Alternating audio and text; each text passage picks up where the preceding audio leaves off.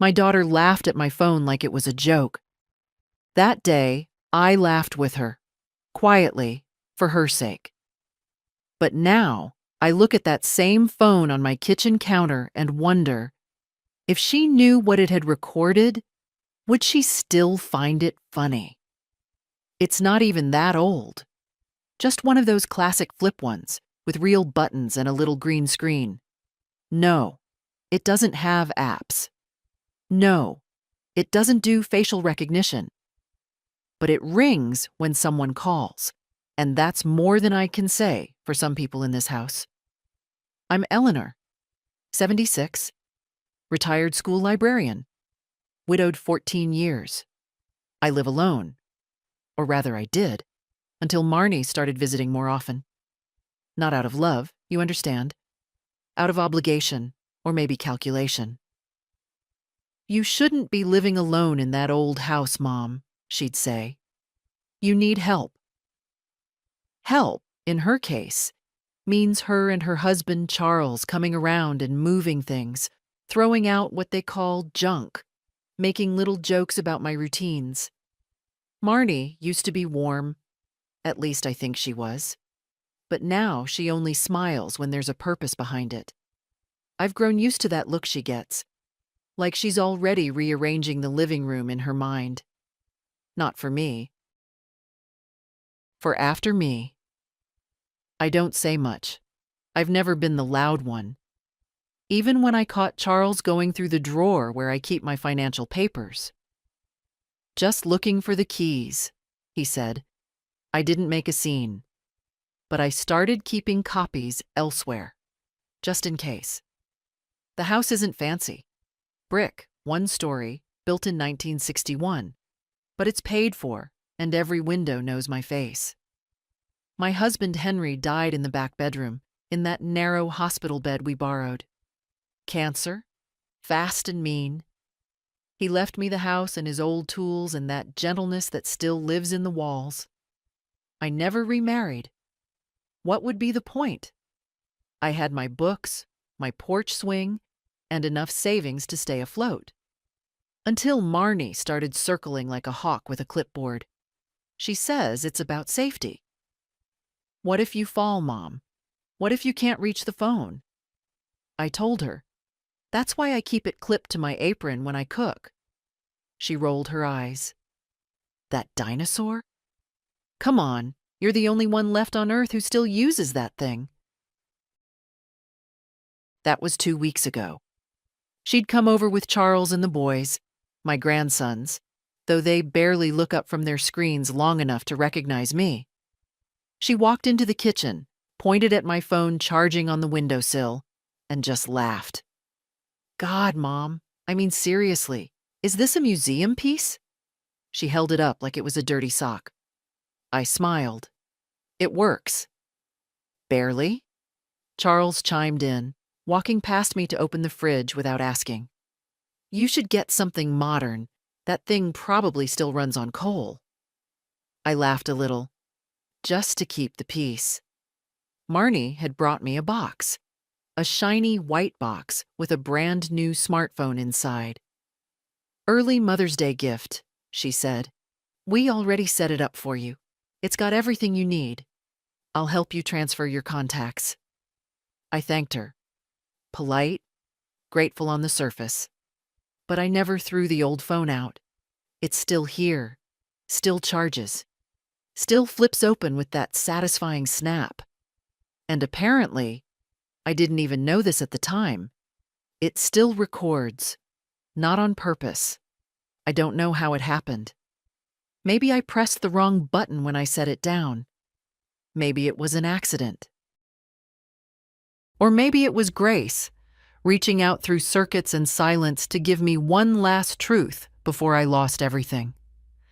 Because a few nights ago, while Marnie thought I was asleep in the den, she and Charles were in the dining room, talking low, confident, careless. And when I picked up the phone the next morning, I saw the little red icon blinking, one unheard recording. I listened to it with my tea growing cold in my hands. And what I heard, but no, That's for another day. Right now, I sit at my kitchen table, wiping the phone screen with a soft cloth like it's something sacred. Marnie may think I'm old and slow, and maybe in some ways I am. But I'm not blind. I'm not deaf. And I am not stupid. This phone, this outdated, ugly, stubborn little thing, may be the only witness I have. The only one who heard the truth while I slept in the next room, dreaming of people who still loved me. And now I need to decide what to do with that truth. What would Henry say? I close my eyes and almost hear him. Something calm, something quiet. Don't rush, Ellie, but don't let them walk over you. I won't, Henry. I won't. I used to think love covered things, made the sharp edges softer, that if you just loved hard enough, your child, your husband, your family, the rest would sort itself out. You could endure a lot if it was for love. And I did. After Henry died, Marnie started coming around more. At first, it felt like comfort. She'd bring soup, help me with the mail, check on bills. We cried together the first Thanksgiving. She held my hand that Christmas morning when I opened the box with Henry's old fountain pen, the one she'd had polished and boxed. I thought, maybe we'll be okay, just the two of us now. But grief changes shape. It recedes, but it leaves behind outlines, absences, expectations, habits. And over time, Marnie's visits changed. She started rearranging things without asking. Mom, why do you keep empty jars? Why do you still use that old kettle? This couch has to go. It smells like dust. It didn't matter that Henry and I bought that couch with our first tax refund, or that the kettle was a wedding gift from my mother. What mattered was that it didn't match her idea of how I should live. Charles came into the picture soon after. A man with a confident walk and 2 white teeth, always smelling like expensive soap. He called me Eleanor, like it was a performance. Never Mom, never even Mrs. Ames. Just Eleanor. Cold, flat, as if I were a neighbor he barely knew. He offered help often.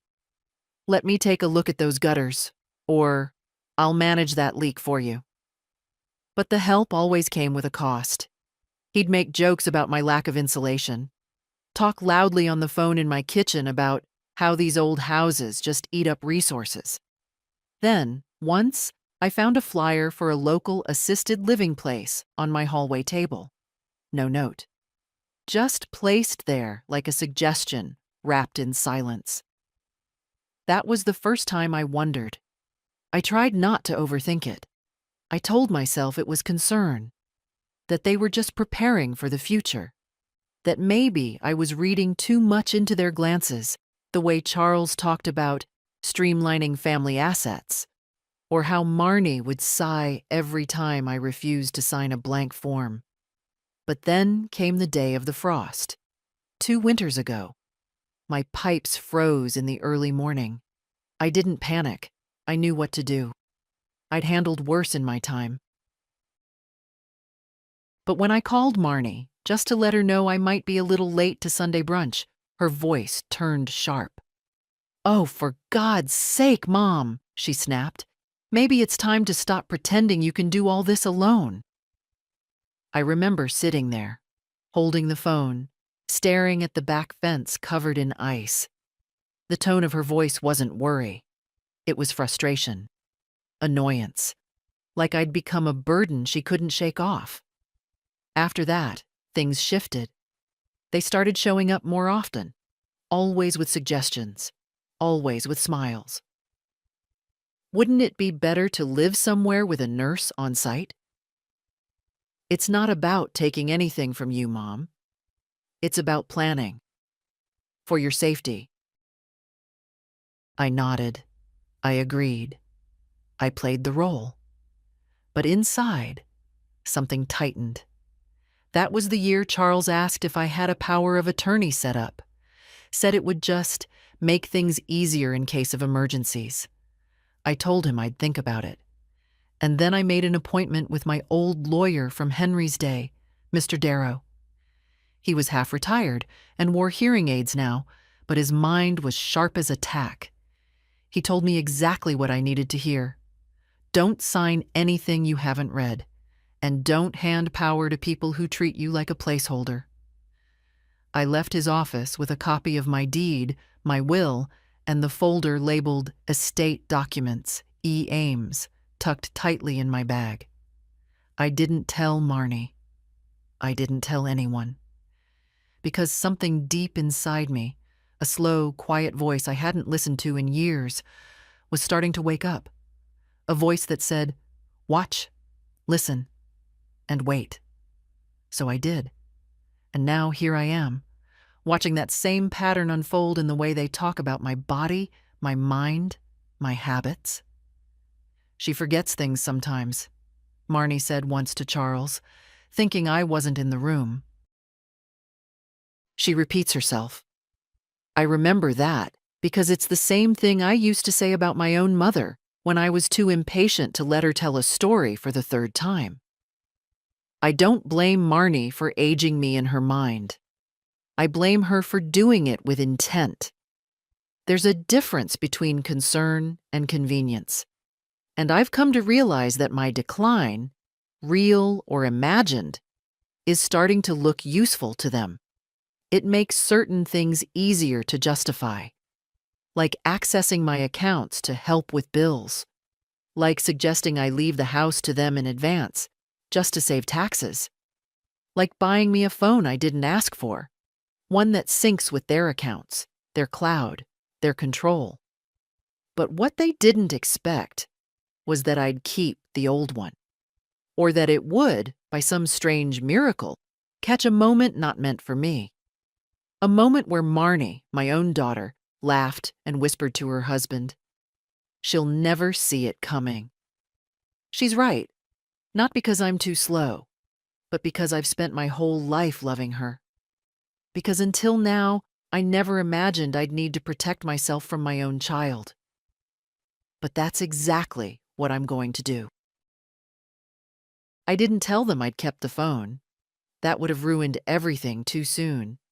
Instead, I set the new one they gave me on the charger by the window like a good little retiree and left the old flip one where it's always lived, tucked behind the flour tin on a soft cloth, screen inward. I wipe it down like a ritual. It's not sentimentality. It's survival now. They think I'm scatterbrained, so I let them think it. Let Marnie explain things twice with that tone, the one that always lands somewhere between concern and condescension. Let Charles say things like, "Have you considered simplifying your finances?" As if the word simplifying means surrender. I listen. I nod. I make notes on a pad they never notice, buried beneath magazines they assume I don't read. And I watch. They're getting bolder. That's the thing about people who think they're winning. They start showing their teeth. Last Thursday, Marnie arrived without calling first. I was out back pruning the rose bush Henry planted our second summer in this house. I still keep it trimmed low, close to the ground. It doesn't bloom much anymore, but it's stubborn, like me. I heard the back door open. "Mom," she called, loud enough for the neighborhood. "Why is the lock changed?" I walked in slowly, gloves in hand, pruning shears still tucked in my apron. "I had a new deadbolt installed," I said calmly. "The old one stuck sometimes." Marnie didn't answer right away. She stood in the doorway like she wasn't sure whether to scold or pretend to smile. Then she spotted the phone on the windowsill, the new one. "Are you using it?" she asked, gesturing toward it. "I tried," I lied. "But I keep pressing the wrong spot." She laughed. "It just takes time. I can set up voice commands for you." "No need," I said. "I've been using the old one for calls. Easier on the fingers." Marnie's face stiffened. Not visibly, not for someone who doesn't know her, but I saw it. The way her chin lifted slightly, the way her gaze slid off me like I was a reflection in glass. "You really should retire that thing," she said. "It's unreliable." "So am I smiled. "We're a good pair." She didn't laugh, just walked into the kitchen and began opening drawers. Looking for what? I still don't know. Later that night, when I opened the old phone again, I found another recording. It had been running since her visit started. I hadn't meant for it to. I'd simply pressed the wrong button when tucking it back behind the tin. But the thing about old technology is that it doesn't apologize for doing exactly what you told it to do. The file was short. 4 minutes. But it was enough. I heard her voice first. Low. Sharper now that she thought I wasn't in the room. "She's still got that damn phone," she whispered. "If she uses it too much longer, it'll die on its own. Honestly, Charles, we need to push this forward." Then silence. Some rustling. "I'm not waiting another year," she continued. "If we wait until she's in the hospital or something, we won't have the paperwork in place. We need access. Sooner, not later." I sat with the phone pressed to my chest. She hadn't known she was being recorded. She hadn't known I was in earshot.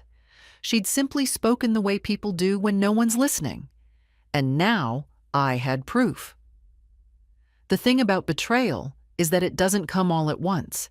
It comes in increments, small slips, offhand comments, hesitations that feel like nothing until they gather into a weight you can't lift anymore.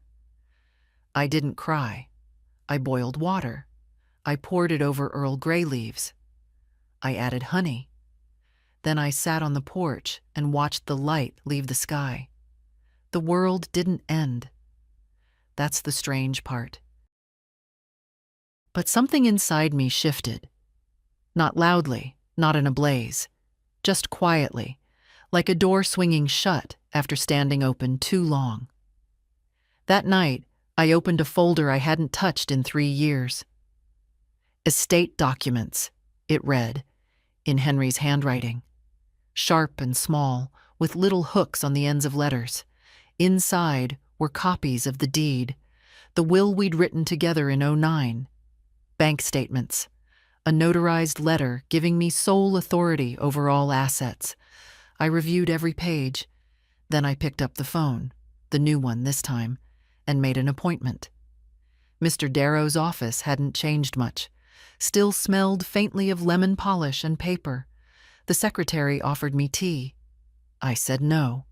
My hands were too steady for tea. "Mrs. Ames," he said, smiling, "to what do I owe the pleasure?" "I need to update everything," I said. "Will, power of attorney, trust documents, all of it." He raised a brow. "Sudden change?" "Not sudden," I said, "just overdue." We spent 2 hours going over every detail. I named no names, offered no accusations, just dates, numbers, instructions. When it was done, I felt no triumph, just a quiet readiness, because love can cover things, but it shouldn't blind you. And from now on, I intend to see everything. The morning after I visited Mr. Darrow, I woke earlier than usual. I hadn't even needed the alarm. My body was ready, alert, like it had remembered a rhythm it hadn't used in years. I put on the cardigan with the reinforced elbows, the one Henry used to tease me about. "You wear that like armor, Ellie." Maybe I do. It's wool and truth. It makes me feel capable. By 8, I had already boiled eggs, emptied the dishwasher, and set aside the documents Mr. Darrow had asked me to review again before our next meeting. The copy of the trust account sat in a manila envelope with my name neatly typed across the front. Eleanor M. Ames. Private. I stared at that name a long time. It's a strange thing to feel yourself returning to your own life after being slowly pushed out of it. At 9:12, Marnie arrived. She didn't knock. She never knocks anymore. Just used her spare key and breezed in like the house was already hers. "Hi, Mom," she called, sing-song, dropping her purse on the bench by the door. "I brought you that joint supplement we talked about, the one with turmeric and whatever." I was sitting at the kitchen table, my tea still warm. She looked fresh-faced, hair back in a sleek bun, dressed in one of those wrinkle-free travel blouses she likes so much. Professional, polished, ready. I didn't say much, just thanked her and motioned to the kettle.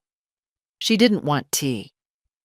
"I was thinking," she said, sliding into the chair across from me without asking, "we should talk about next steps. You know, for the house, for your comfort." She used that word a lot lately. Comfort. As if comfort was something you lost when you aged, unless someone younger arranged it for you. "Next steps?" I asked gently. "Well," she said, leaning in as if we were co-conspirators, "you've always said you wanted to stay in the house as long as you could. But realistically, Mom, it's getting to be a lot. The lawn, the plumbing, the roof." "I had the roof fixed," I said. She blinked. "You did?" "Last year, quietly, with my own money." She faltered, just for a second, before recovering. "Well, that's great, of course. But long term, we need to be practical. Charles has been doing some research. There's a place in Wexford, very nice, fully staffed, lots of women your age. They even have book clubs." A pause. "Is this something you want?" I asked her. "What do you mean?" "This idea, this plan. Is it something you want, or something you think I should want?" Marnie didn't answer right away. She reached into her purse and pulled out a brochure. Glossy, colorful, with a picture of two women in cardigans laughing on a park bench. "Mom," she said, voice softening, "you deserve to relax. Let someone else handle things for once. Why not enjoy yourself while you still can?" I smiled then, a small, quiet smile, because she didn't hear the insult in her own words. "I'm not tired, Marnie," I said. "Not of this house, not of my routines, not of this life." She sighed, folding the brochure closed. "Okay, we don't have to decide today." Then she changed tactics. "There's something Charles wanted me to bring by. Some forms. Just housekeeping. Simple stuff. He said you could look them over when you had time." She slid a thin blue folder across the table. I didn't open it. Instead, I reached into the drawer beside me and pulled out an envelope. It was white, unmarked, and already sealed. I placed it gently on top of the blue folder. "What's this?" she asked. "A copy," I said, "of the new trust, and my updated will, just so you're informed." She didn't touch it. Her face, always so carefully arranged, twitched. Not much, just enough. "Updated?" she repeated. "Yes. Mr. Darrow helped me with it. Lovely man, still sharp as ever." "Why didn't you tell me?" "You didn't ask." She swallowed hard. Her hands, which had been resting lightly on the table, curled slightly. "I thought we were working together on all this." "No, Marnie," I said calmly. "You were working on something. I was waiting to see what it was." She stared at me a long time. Then, slowly, she stood. "Well," she said, smoothing her blouse, "I should get going. Charles is waiting." I nodded. She picked up the blue folder, but not the envelope I gave her, and paused at the door. "Are you angry with me?" I looked at her then. Really looked. My daughter. My only child. The baby I once rocked to sleep during thunderstorms. The teenager I waited up for when she missed curfew. The young woman I helped through 2 miscarriages and a broken marriage. I thought about the recording on my old phone. The way she laughed. The way she whispered, "She'll never see it coming." "No," I said finally. "I'm not angry." And I wasn't. I was awake. That's worse. Marnie didn't come by for a week after that. Not a call, not a message, just silence. The kind that used to mean someone was cooling off, back when we still believed in reconciliations. But I knew better now. Silence wasn't a pause. It was a strategy. Charles, on the other hand, showed up the following Thursday. Alone. I wasn't surprised. He pulled up in that Navy SUV of his, the one with the leather seats and GPS that talks like a kindergarten teacher. I watched from the kitchen window as he adjusted his blazer in the side mirror before stepping out. Always rehearsed. Always composed. I didn't go to the door. Let him knock. 3 raps. Firm. Impatient. I opened it, wiping my hands on a dish towel. "Charles," I said, "to what do I owe the honor?" He smiled, wide and toothy, but his eyes weren't smiling. "Thought I'd check in," he said. "Marnie mentioned you'd updated your estate planning. Figured we could sit down, make sure everyone's on the same page." "Whose page would that be?" I asked, stepping aside. He didn't laugh, just walked in, straight into my kitchen, like he always had the right. "Coffee?" I offered. "No thanks. I'm on my way to a meeting." "Of course." He pulled out a chair, sat, then placed a sleek manila folder on the table between us, just like his wife had done. "Some paperwork," he said casually. "Stuff we talked about months ago, remember? For your accounts. It's not urgent, but better to be proactive." I didn't touch the folder. I poured myself a cup of coffee and sat down across from him. "Remind me," I said, "what these are for again?" He smiled, but it was thinner this time. "Just basic authorizations. Helps if, say, you get hospitalized or need help managing bills. It saves time." "I see." He waited. I took a sip of coffee. "Have you spoken with Mr. Darrow?" I asked. His expression flickered. "Just a second." "No," he said too quickly. "Why?" "He's the one who drafted the new documents. I thought you might want to coordinate." Charles leaned back in his chair, arms crossing. "Eleanor, no offense, but you're not getting any younger. This house, your accounts, it's a lot. We just want to help. But when you keep us at arm's length, it complicates everything." There it was. The real tone. The one he saved for boardrooms and late-night negotiations. I set down my mug. "Charles," I said, "let me make something clear." He raised his eyebrows. "This house is mine. Bought and paid for with my husband's work and my own hands. These accounts, that money, came from decades of pinching pennies, from Henry fixing furnaces after hours, from me cleaning library shelves well past retirement age." He started to speak. I held up my hand. "You and Marnie didn't build any of it. You may have plans. You may have ideas. But you don't have rights. Not here, not now." Silence stretched between us like a tablecloth someone forgot to iron. "I've always been polite," I continued. "Too polite, probably. I let you treat this house like a waiting room. I let Marnie joke about my habits like I was already fading. But let me be clear. I'm not confused. I'm not weak. And I'm not yours to manage." Charles stared at me, expression unreadable. Then, slowly, he stood. "I'll tell Marnie you're not ready," he said. I stood too. "You can tell Marnie whatever you want," I said. "But be careful with your stories, because I have a few of my own now." He didn't ask what I meant. He just picked up his folder and walked out without another word. When the door shut, I didn't sit right away. I walked to the living room, opened the small fireproof box beneath the old armchair, and placed the phone inside. The old one.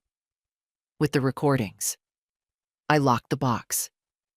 Then I sat on the edge of the chair and folded my hands.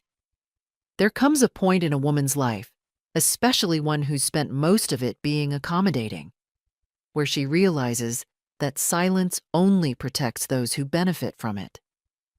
That point had come for me, and I wasn't silent anymore. The day after Charles left, I called Mr. Darrow again. "I want everything finalized," I told him. "No delays, no loose ends. I don't want anyone accessing anything without going through me or my appointed trustee." He didn't ask questions this time. He simply said, "Understood, Mrs. Ames. I'll prepare the last round of documents and schedule the notary." That night, I sat at the kitchen table with a pen in my hand and a stack of papers spread out in front of me. Every page was a line in the sand.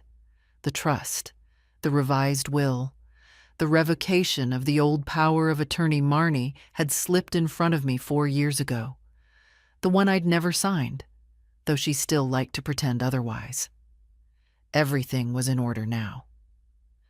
I made my granddaughter Anna the secondary trustee. She's only 22, still in college, still believes in people. But she calls me. She asks questions that don't end in requests. And when I send her money for books or food, she thanks me twice, once with words and once just by showing up. Henry would have liked her. She reads even when no one's assigning it. I signed everything slowly, neatly, the way we were taught in school, as if my name was still worth something. The next morning, I went to the bank. The branch manager, a young man named Kyle with a too big watch and 2 small shoes, looked surprised to see me with papers in hand. "I need to change beneficiaries," I told him, "and remove any outside access to these accounts." He blinked. "All outside access?" "Yes." "Even your daughter's? She's listed." "She's nothing," I said, not unkindly. "Not anymore. Please remove her immediately." Kyle nodded, mouth pressed into a line. He clicked away at his keyboard while I watched the morning sun shift on the tile floor. A quiet sort of satisfaction bloomed inside me. Not joy, not revenge, just the steady warmth of something put right. When I left the bank, I didn't go home right away. Instead, I drove out to the edge of town, to a little diner Henry and I used to visit after church. It hasn't changed much. Same vinyl booths, same bell over the door that rings like a bicycle handle. I took a booth by the window and ordered black coffee and a slice of apple pie. The waitress, maybe 50, smiled at me the way people used to smile before everything became transactional. "You look like a woman with a mission," she said. "I suppose I am," I replied. She winked and walked away. I didn't bring the documents with me. I didn't need to. I carried enough of the past inside my head. It's a strange thing, watching your own child turn into someone you don't recognize. Marnie was born on a cold January night.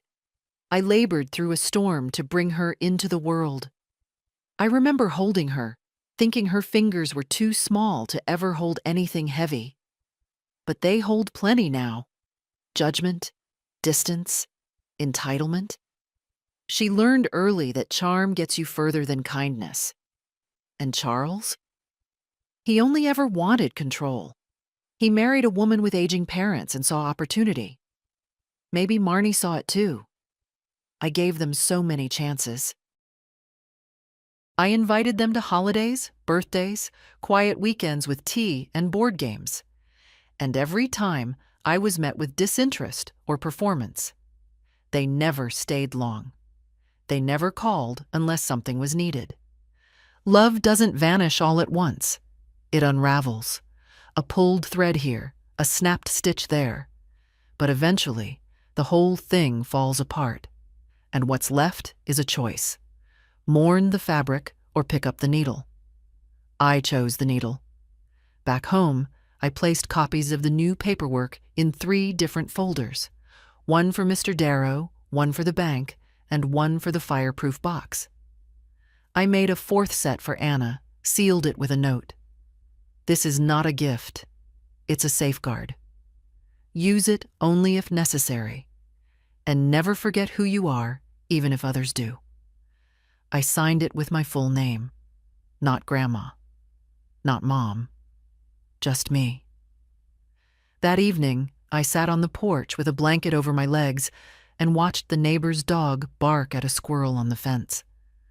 The world didn't look different, but I did. And that was enough. It had been years since I visited Margaret Halcombe. We used to call each other every few weeks, meet at the co-op once a month. But life, and then grief, and then inertia, those things pile up. Sometimes you don't even notice when a friendship goes into hibernation.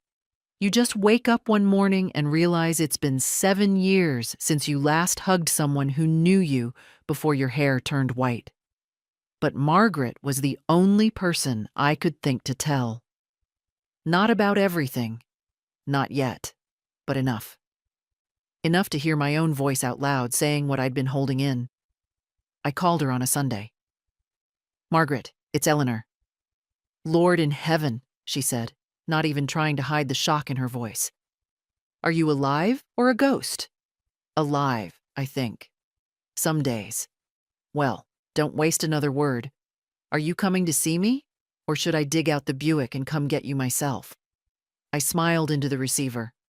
Her voice hadn't changed a note. "I'll come to you, Tuesday?" "Tuesday's good. I'll make those biscuits you like. We'll pretend we're 30 again." I arrived just after noon, a 2-hour drive north, through country roads flanked with leafless trees and fields waiting for spring. Margaret lived in a clapboard farmhouse with blue shutters and a garden that had always looked effortless, though she once confessed to weeding it at night with a flashlight after work. She opened the door in a cardigan too big for her shoulders and hugged me hard, the way only someone with nothing to prove can hug. "Sit," she said, ushering me into the kitchen. "I made soup, and I have questions." I let the warmth of her house soak into my skin. The kitchen smelled like rosemary and flour, and for a moment I could almost believe I was just visiting, just catching up, just two old friends avoiding the ache in their hips. But Margaret was never one for delay. "So what's happened?" she asked, setting a bowl in front of me. "You don't drive 2 hours just for biscuits." I hesitated. Then I said it. "My daughter is trying to take my house." Margaret didn't blink. "Of course she is," she said calmly. "They all try. What's the plan?" And just like that, I could breathe. I told her about the new phone, the recordings, the paperwork, the trust. I left out certain things, the sharpest edges, but gave her enough to understand the picture. She listened without flinching, hands folded over her teacup, nodding slowly. When I was done, she didn't offer comfort. She offered something better. "You're doing the right thing," she said, "and you're not crazy. Don't let them make you feel crazy for protecting yourself." I didn't want it to come to this. "It never starts this way," she said. "But honey, you get to a certain age and people stop seeing you. They see your property, your bank account, your square footage, your perceived weakness, but not you." We sat in silence for a while. Then she reached over and squeezed my hand. "Whatever you do," she said, "don't give them a single inch back. Not one." I nodded. She poured us each another cup of tea. Later, before I left, she handed me a small envelope. "Just in case," she said. "My brother works in private security. If things get messy and you need a witness or backup, call him. He's discreet and loyal." I took it. I didn't say no. There was a time I would have, but not now. When I got home that night, the porch light was on. I hadn't left it that way. Inside, nothing seemed out of place. But the air felt different, slightly off, like someone had opened a drawer and then smoothed it shut again. I checked the old phone. No new recordings. But I left it charging, just in case. Because if they had started checking, if they were getting nervous, that meant they felt something shifting. Good. They should. Because I wasn't just protecting my house anymore. I was protecting myself. And this time, I wasn't going to apologize for it. It started with small things. That's how they always test the waters. The spare key on the back porch hook went missing. I noticed it the morning after I returned from Margaret's. I'd hung it there for the electrician last fall and forgotten to take it back down. Foolish, I know. But I'd always assumed no one but family even noticed it. I didn't mention it to Marnie. I didn't call the locksmith either. Not yet. Instead, I replaced it with an old blank key from Henry's toolbox and waited. 2 days later, the side gate was unlatched. That gate sticks, always has, and it creaks when it swings. Henry meant to oil it, but some things just stay the way they are. I heard it open at 3 in the morning, soft but clear, through the open kitchen window. I didn't move, just listened. No steps, no voices, and then nothing. The next morning, I walked the perimeter of the yard. No prints, no damage. Just that open gate and the feeling of a boundary crossed. I didn't feel afraid. That surprised me. Instead, I felt steady. Something in me had solidified since Margaret. Something that didn't need panic to recognize danger. That afternoon, Marnie called. "Hey, Mom," she said, breezy. "Just checking in. Haven't heard from you." I sipped my tea before answering. "I've been fine," I said. "Just busy with some things around the house." "You should have called," she said quickly. "You know I worry when I don't hear from you." "Worry?" I repeated, careful to keep my tone light. "Well, I haven't changed my routines." She hesitated, then shifted tones. "Listen," she said. "I've been thinking. Maybe we got off on the wrong foot the other day. Charles didn't mean to push anything. He was just being practical." And I know I can be assertive, but it's because I care. We both do." "Of course," I said. Pause. "I was thinking," she continued, "maybe we could take a look at your accounts together. Not to change anything, just to make sure everything's set up properly. That way, if anything ever happened—" "I already did," I interrupted. "What do you mean?" "I reviewed everything with Mr. Darrow. Everything is up to date. Nothing further is needed." The silence on her end was long enough to sip again. "Well," she said finally, "that's good. I just wanted to help." "I know," I said, "and I appreciate that. But everything's in order." She didn't call the next day. Or the one after. Instead, Charles came by again. This time, he didn't bring forms. He brought charm.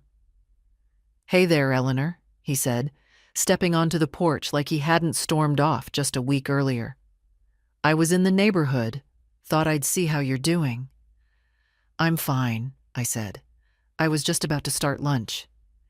He smiled, but it didn't reach his eyes. "Mind if I sit for a minute?" I gestured toward the rocker on the far end of the porch, the one that creaked if you leaned too far back. Henry always said it was the seat for people who needed reminding not to get too comfortable. Charles sat. We talked about nothing. Weather. Road work. He asked about the roses. I answered in clipped sentences. I let the silence fill in the rest. Then he said, too casually, "Marnie's been worried. Said you've been pulling away." We don't want you feeling isolated, Eleanor. I smiled politely. I've always enjoyed solitude. It's just, she gets anxious. We both do. You know how these things go. Families drift. Then something happens and everyone says they should have checked in more often. I looked at him steadily. Something like what, Charles? He blinked. I'm just saying, health changes quickly at your age. Mine's too. Ah, there it was, not even subtle this time. I nodded slowly, as if considering. Well, I said, my doctor seems satisfied with both. He shifted in the chair. You know we just want what's best. For whom? He stood then, straightening his sleeves. The smile dropped. You can't do everything alone forever, Eleanor. Sooner or later, someone's going to have to step in. I rose, too. Maybe, I said. But it won't be you. He didn't answer, just turned and walked down the steps. After he drove off, I went straight to the fireproof box and checked the phone. Still there, still charged, still containing every word from the night they thought I was asleep. I backed up the files to a thumb drive. Labeled it Home Recordings E. Then I called Margaret. Is that offer from your brother still good? I asked. Absolutely. I'd like to talk to him. She didn't ask why, and I didn't explain. Because when people start trying to make you doubt your own mind, it means they're preparing to steal more than your things. They're coming for your voice, and I intend to keep mine. He came with papers. Not a surprise. What surprised me was that he came alone. No Marnie, no boys, not even a casual, we thought we'd drop in. Just Charles on a Tuesday morning, standing on my porch in a pressed shirt and an expression too calm to trust. I didn't open the door right away. Instead, I stood behind the curtain, watching him knock twice, then wait with his head tilted, like a man confident of the outcome. I let a full minute pass before turning the knob. Charles, I said. He smiled. Morning, Eleanor. Sorry to drop in, but I was hoping we could go over a few things together. His hand lifted, and there it was. A folder. Always a folder. Just some basics, he added. Verification forms, a couple asset summaries, routine stuff. Routine for whom? He laughed lightly, the way people do when they want you to feel foolish for questioning. Nothing binding, just housekeeping. I stepped aside, not to welcome him in, but to keep the storm door from bouncing back against my knee. He took it as invitation, of course. Walked in like he owned the air. We sat at the kitchen table, where sunlight slanted through the blinds and lit the rim of my coffee cup. I didn't offer him anything. He didn't ask. He opened the folder. Inside, printed forms, pre-filled, some signed already. This first one just confirms access, he said. For emergency contacts, you know, so we can act quickly if needed. I scanned the top line. Authorization for transfer of real property. He watched my face too closely. You sure this is the right document? I asked. It's just a standard template. We use it for convenience. Convenient for who? I asked again. He shifted in his seat. Look, Eleanor, I don't want to get into a whole thing. Marnie's just trying to make sure everything's handled. If something happens to you, there's going to be questions about the house, your accounts, your care. This just clears the path. No, Charles, I said. This clears me out of the way. He said nothing. I leaned forward. I have my own attorney. I have a living trust. I have a locked safe and witnesses and a folder full of facts. He didn't move. So tell me again, I continued, why you think I'd sign this. He looked down, smoothed the paper with one finger, then, Almost softly, he said, "Because eventually, Eleanor, people stop fighting. It's just time. You've had a good run. No one wants to see things get difficult." I felt something shift behind my ribs. "Difficult," I repeated. He nodded. "If this becomes a legal matter—" "It is a legal matter," I interrupted. "And the law isn't on your side?" He chuckled once. "You think that matters?" I stood. He didn't. I walked to the drawer beneath the microwave and pulled out a small envelope. Inside, it was a copy of the letter I'd drafted after our last encounter.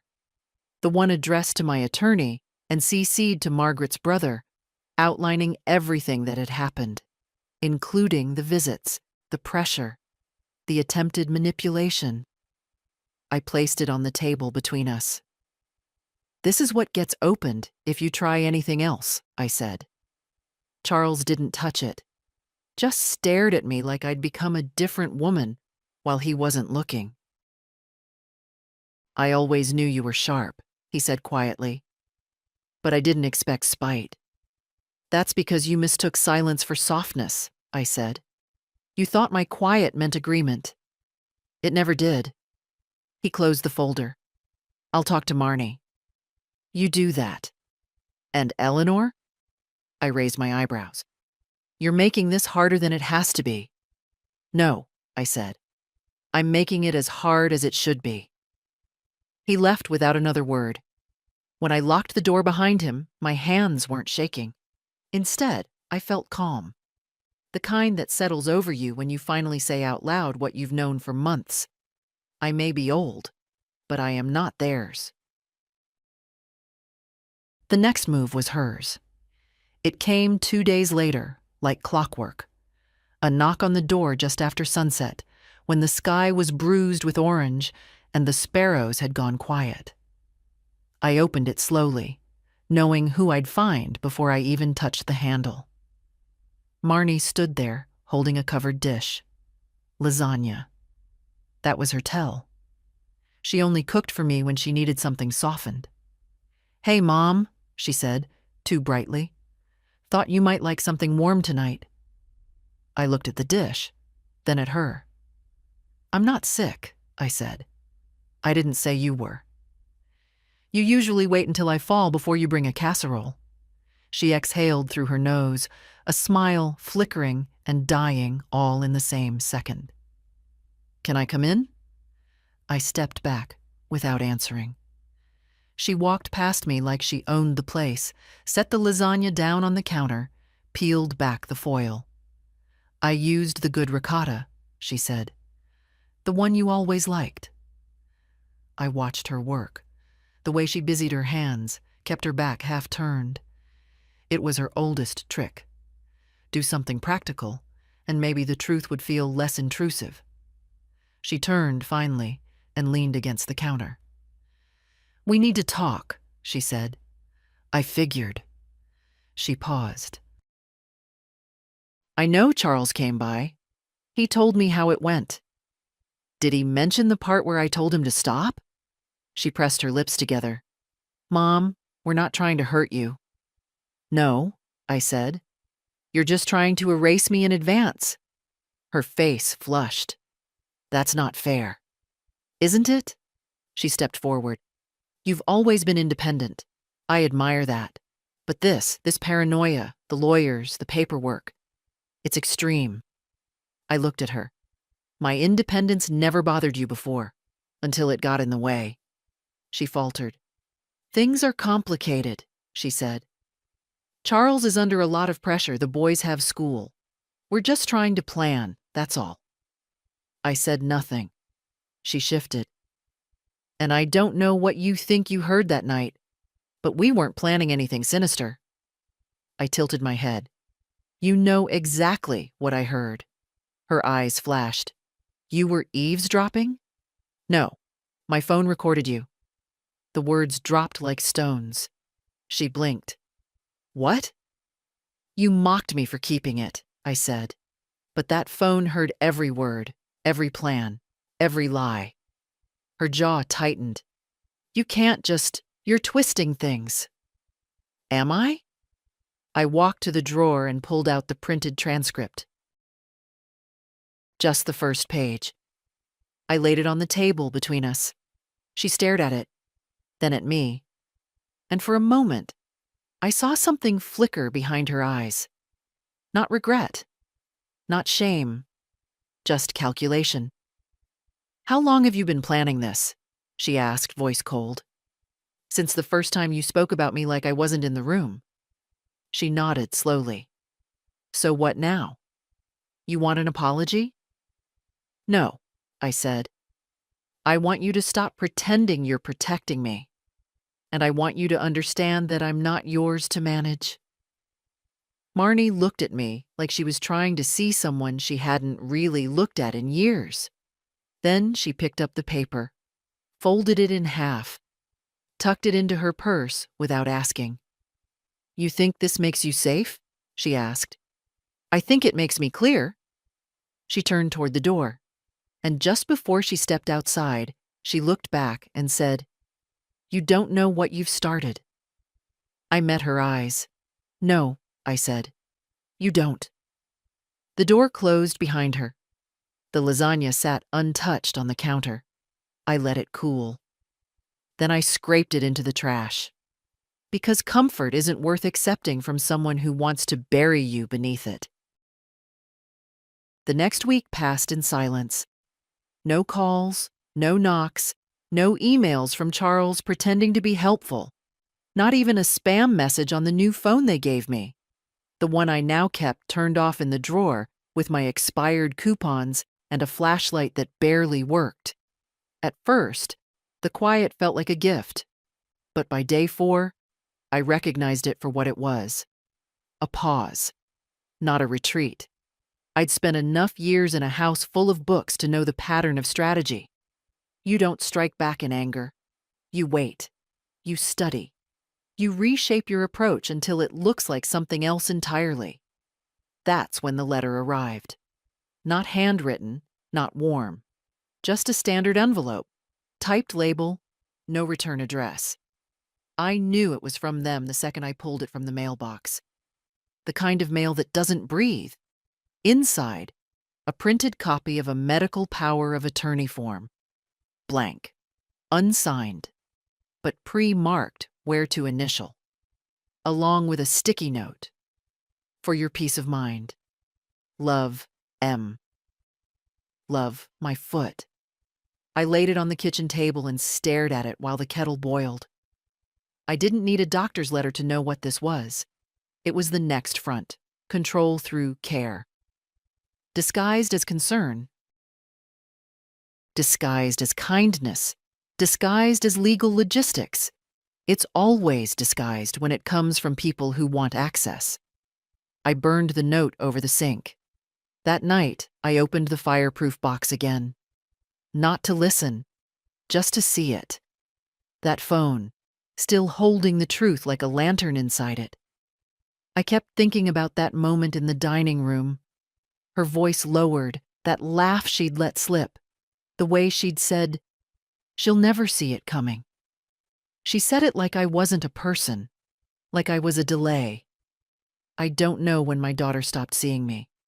Not as a burden, not as an obligation, but as a woman.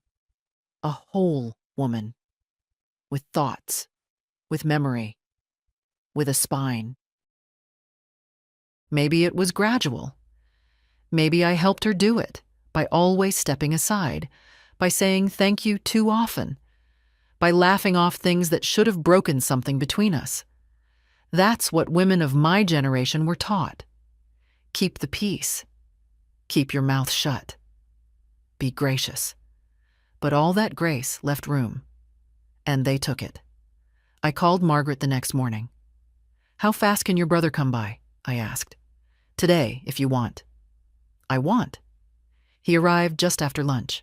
Not tall, not loud, but he moved like someone who was always taking notes.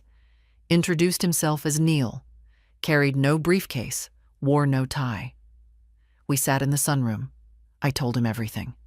Every visit, every folder, every threat wrapped in affection.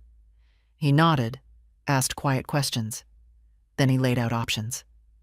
People like your daughter and her husband, he said gently. They count on your hesitance, on your love. I know. And you still love her? I looked down at my hands. They weren't shaking. I don't know what I love anymore, but I know what I won't allow. He nodded again. Then he handed me a new folder. Inside, a full record protocol.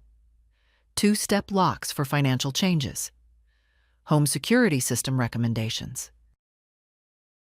A direct line to a legal contact who specialized in elder asset protection. I signed the agreement. I paid the retainer. Neil left me with a small device, a voice-activated recorder, subtle, discreet. Just in case, he said. I placed it beside the old phone. Now I had 2 truths, one caught by accident, one waiting on purpose. The next day, I went into town and changed my post office box. Closed the old one entirely. Informed the bank to accept only in-person requests from me. Updated my file at the clinic. Told the front desk I'd need confirmation before any family accessed my records. When I returned home, I made tea and sat in the chair by the front window. Nothing had happened yet. No fire, no battle, no demand. But I could feel the storm gathering. And for the first time in a long while, I wasn't waiting for it to pass. I was ready to meet it. It was Anna who broke the silence. She called late in the evening, just after 8. Not a text, not a voicemail, a real call. The old phone buzzed in its charger nook behind the flour tin, and I almost didn't hear it over the kettle whistling. "Grandma?"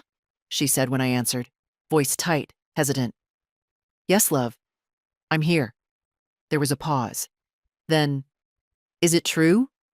I didn't ask what she meant. There was only one it between us now. "Did your mother call you?" I asked. "She didn't have to," she said. "I came home for the weekend and overheard her talking to Charles.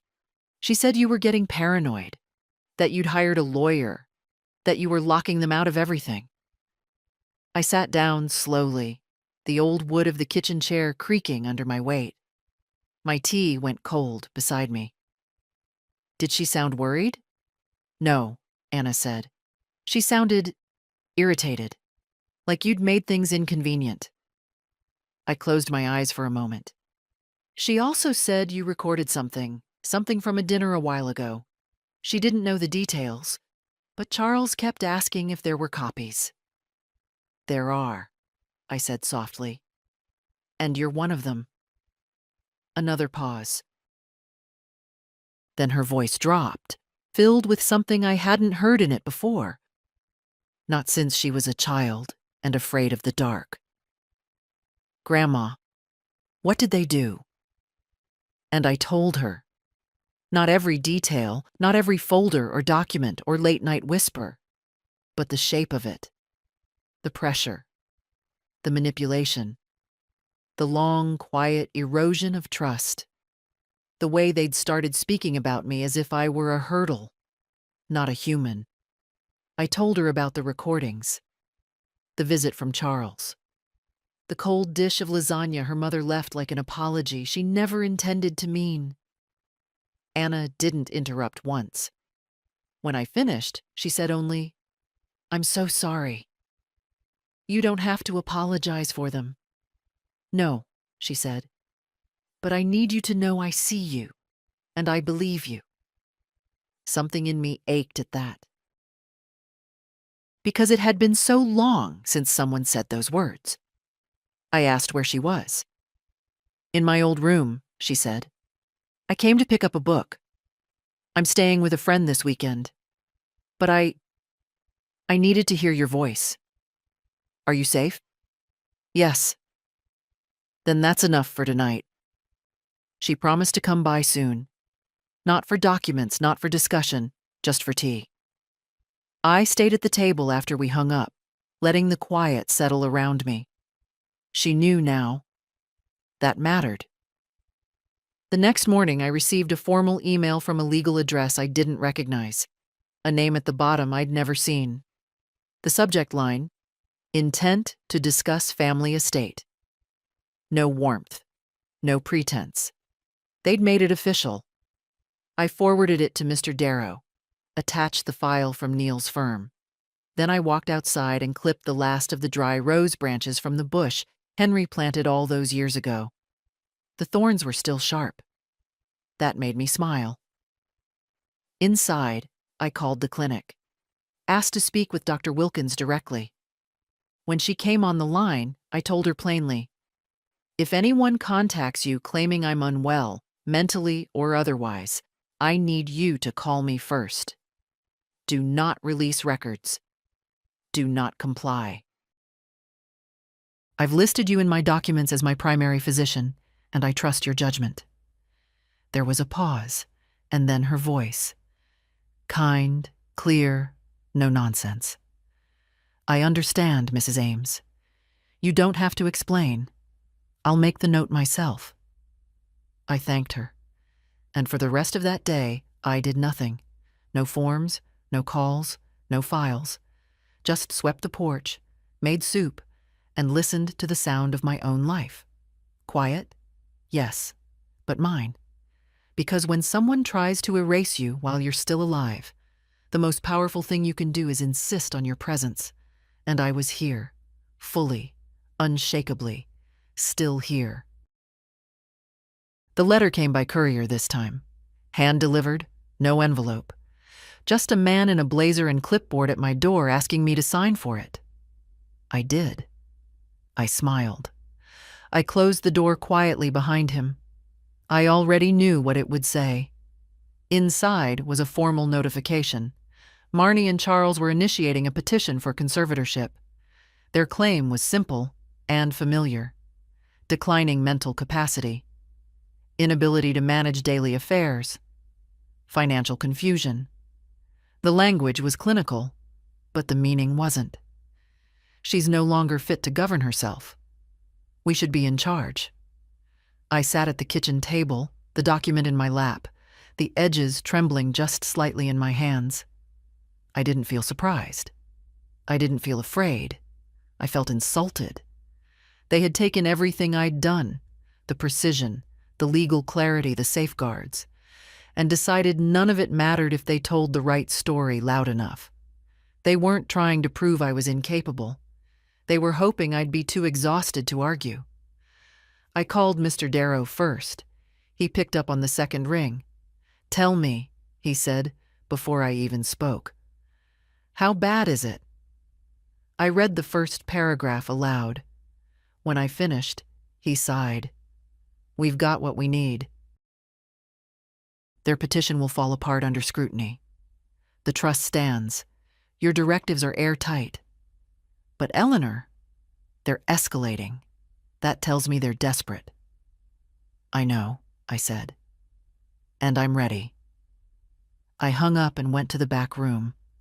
Henry's old office, now more of a storage space, still filled with his notebooks and labeled boxes. I pulled out the one marked Utility Receipts, 1996-2007, and emptied it onto the floor. Then I placed everything else inside, the recordings, the printed transcripts, the copies of every letter and form, and the photos Margaret's brother had taken. Charles on my porch with documents, Marnie slipping into the side yard the night the gate creaked. I sealed the box, labeled it in black marker, if needed, EA. Then I wrote a letter, just a single page in my clearest handwriting. To whom it may concern, if you are reading this, it means someone is attempting to erase the truth of my choices. This box contains my words, my voice, and the evidence of what was done behind closed doors. I am not confused. I am not unstable. I am not absent. I am here. Do not let them rewrite the facts. Eleanor M. Ames. I gave the box to Anna 3 days later. She came by without warning, hair pulled back, eyes tired but alert. "I heard," she said quietly. "I figured." She didn't ask what I needed from her. So I told her, if this gets worse, you take this to Darrow, directly. Not your mother, not Charles. You, she nodded. And you tell them, I said, that I'm not the one who needs supervision. She swallowed. Are you sure you're okay? I reached over and touched her hand. I'm better than I've been in years. Because that was the truth of it. They had forced me awake. And there's no returning to the sleep of permission once your dignity's been threatened. That night, I made a pot of tea and sat on the porch, just as the sun dipped below the fence line. The light was golden, stretched long across the grass, and I felt the weight of years in my bones. Not as a burden, but as armor. I thought of Marnie, and then I let her go. Because love, real love, doesn't mean submission, and age doesn't mean surrender, not anymore. The court date was set for the following Monday. Just a preliminary hearing, they said. Just a chance to clarify intent. But I knew what it was. It was a test. To see if I'd show up at all. To see if I'd tremble in the witness seat. If I'd stammer. Forget a date. Misstate a number. They didn't need a win, not yet. They just needed doubt. But I don't traffic in doubt anymore. That Monday morning, I dressed with intention. Navy skirt, cream blouse, the gray coat Henry gave me on our 40th. Not for nostalgia, for dignity. The kind you wear like a shield. I pinned my wedding ring to the inside hem of the coat. Quiet company. Anna picked me up at 10 sharp. She didn't speak much on the way, just kept one hand on the steering wheel, one curled tight in her lap. I could feel her nerves buzzing through the silence. You don't have to be afraid, I said softly. I'm not, she answered. I'm angry. Good. The courtroom wasn't dramatic. No oak panels, no stern gavel, just pale walls and beige carpet and people who looked like they'd rather be anywhere else. But at the front of the room, Marnie sat beside Charles, both of them poised like politicians. Marnie in a muted blazer, her hair in a knot that made her look like her own press secretary. She didn't look at me as I entered. I took my seat beside Mr. Darrow, who slid me a small notepad and whispered, "Just stay truthful. Nothing more." The judge, a woman, maybe my age, maybe slightly younger, read the initial petition aloud. I listened to my life summarized in 6 sentences. Widowed, 78, residing alone, recent unusual legal activity, family concern for mental capacity. No mention of the recordings. No mention of manipulation. Just a gentle push to plant a single idea. That I might be slipping. I waited for them to call me. They didn't. They called Charles. He stood, hand on his chest like he was delivering bad news to a congregation. He used words like vulnerability, pattern, late-stage cognitive fatigue. I watched the judge's face. She didn't react, just took notes. Then he said something that made the air in the room change. We've noticed episodes of confusion, repeated stories, paranoia. She's been erratic. My jaw tightened. When he sat, Marnie took the stand. She didn't cry. I'll give her that. She spoke like she was reading from a script. Our only goal is to protect her. We want to help. She refuses help. She's isolating. She's giving large sums of money to individuals we don't know. I knew what that was. The transfer to Anna, listed as trustee, a setup. Mr. Darrow stood when they finished. He called no witnesses. He handed the judge a folder. Quietly, respectfully.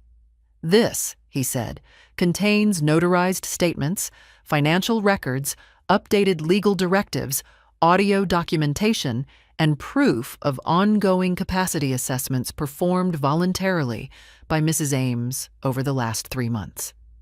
The judge flipped through it. Then he gestured to me. "Would you like to speak, Mrs. Ames?" I stood, walked forward slowly, not because I was unsteady, but because I wanted the room to see me move. My age on full display, but not my weakness. Because that's what they counted on. That age equals erasure. I faced the judge. "My name is Eleanor Ames," I said. "I am 78. I have buried a husband, raised a daughter, and managed a household through 35 years of a marriage that included layoffs, illness, and the death of a child." Marnie flinched. "Good. I have prepared my affairs with clarity and legality. My mind is sound. I read every page I signed. I retained my own attorney. I reviewed every clause, every line." I paused. The courtroom was still. "I am not confused. I am not erratic. I am inconvenient." I let that sit. Then I turned my eyes toward my daughter. And for the first time, I didn't soften them. When your children stop seeing you as a person, the first thing they do is translate your silence as weakness. But silence is often strategy. And I have been listening, watching, preparing. Back to the judge now. I have done nothing illegal, nothing irrational, only something unforgivable in the eyes of the entitled. I protected myself. That was all. I sat. The judge said she would review the documents and deliver a decision in writing. Formal, detached. But when we left the courtroom, I didn't need her verdict. I already knew mine.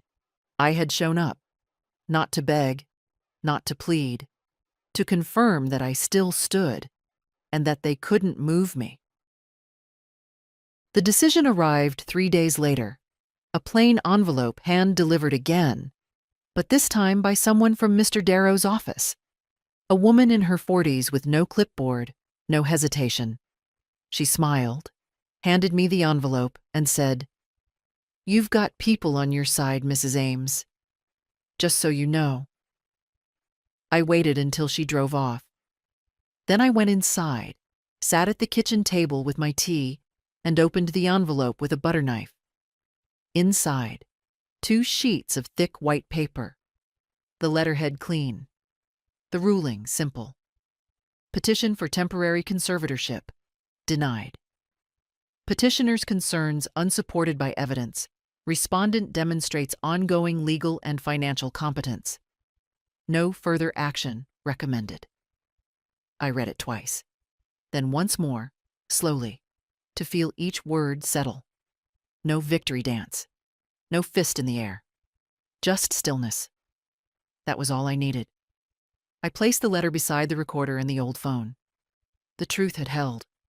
Not just because of facts, but because I had spoken. That afternoon, I baked. Not out of celebration, but out of ritual. That's what my hands knew how to do when peace returned. I made the lemon pound cake Henry used to ask for every spring, before the daffodils bloomed. The kitchen smelled like something right again. Anna came by just after 5. She didn't knock. She waited, hands in her jacket pockets, until I opened the door. "You won," she said. "No," I said. "I just didn't lose." She followed me into the kitchen and sat at the table where so many things had been decided without ever being spoken. I sliced 2 pieces of cake. She didn't eat hers right away. "She hasn't said a word," she said quietly. "Not to me. Not even to the boys." "I'm not expecting one." Anna nodded. "You should know. She's embarrassed. Not sorry, but rattled. That's her burden." "I think," Anna said, tracing the edge of her plate, "she thought you'd never fight back. That if it came down to it, you'd rather keep the peace than hold your ground." I didn't answer, because part of me had thought the same thing. But grief changes you. Loneliness, too. Not all at once, but quietly, slowly, Until one day, you wake up and realize you're the only one left to defend the version of yourself that others stopped believing in. Anna looked up. You know what Charles said to her last night? That you humiliated the family?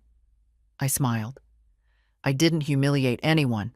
I just refused to vanish. She smiled back. Small, sad, proud. We didn't talk long after that. She had a train to catch, but before she left, she hugged me. Not out of pity, not out of worry, out of recognition. That's different. When she was gone, I sat alone in the quiet. And I felt full. Not with cake, not with relief, with certainty. Because the worst thing they tried to take from me wasn't the house or the money or the papers.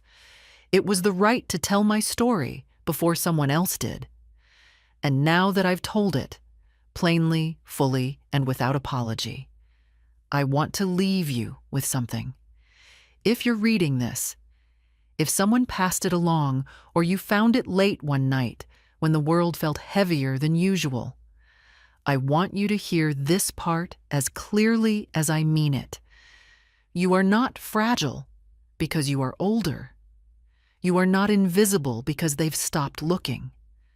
You are not confused because they call you difficult.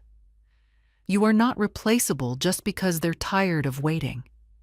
And you are not alone. Speak. Even if your voice shakes. Even if they roll their eyes. Even if they've already decided what they think of you. Speak anyway. Because there's a difference between silence and peace. And you deserve the kind that doesn't cost you your name. If this story meant something to you, if it reminded you of someone or of yourself, share it. Maybe someone out there is still holding their breath, waiting to be allowed. Let this be their permission. Eleanor M. Ames. If this resonated with you, share it with someone who needs to be reminded they still have a voice. And if you'd like more stories like this, quiet, strong, and unafraid, follow along. Leave a comment. Let us know you're listening.